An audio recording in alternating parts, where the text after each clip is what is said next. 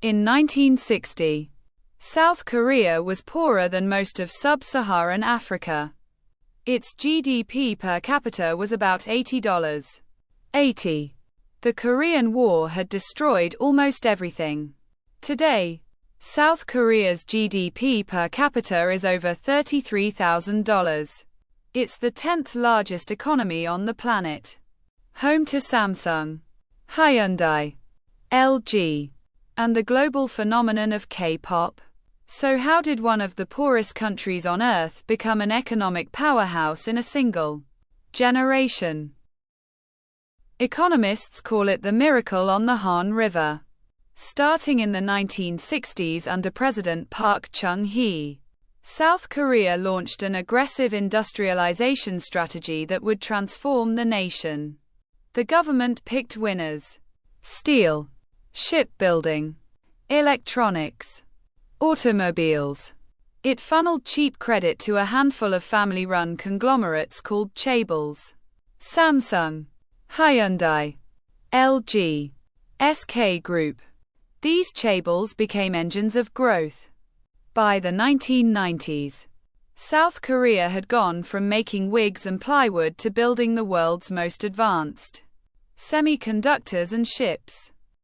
Samsung alone accounts for about 20% of South Korea's entire GDP. It makes everything from phones to refrigerators to the memory chips inside your computer right now. South Korea produces over 60% of the world's memory semiconductors. DRAM, NAND flash. Every phone, every laptop, every data center on Earth depends on Korean chips. Then there's shipbuilding. Hyundai Heavy Industries, Daewoo, and Samsung Heavy together build about 40% of the world's ships. That dominance is unmatched.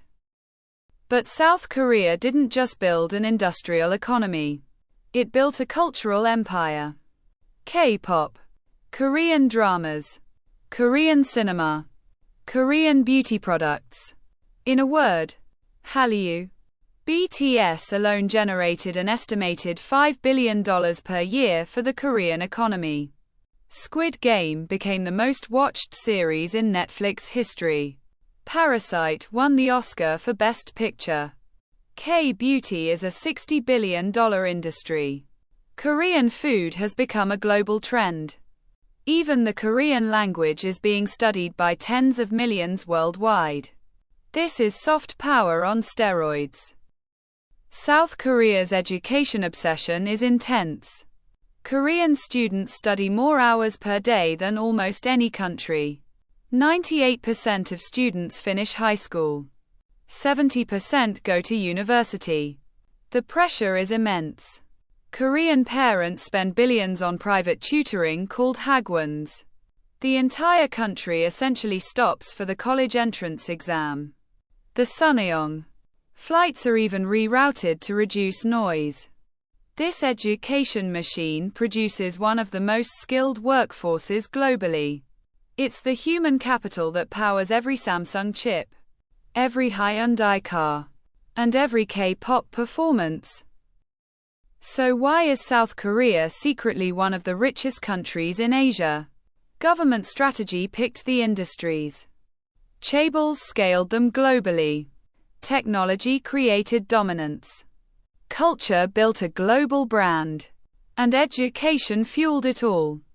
In 60 years, South Korea went from rubble to rivaling Japan and Germany. From receiving foreign aid to being a top donor. From unknown to unavoidable. That's not a miracle. That's sheer willpower.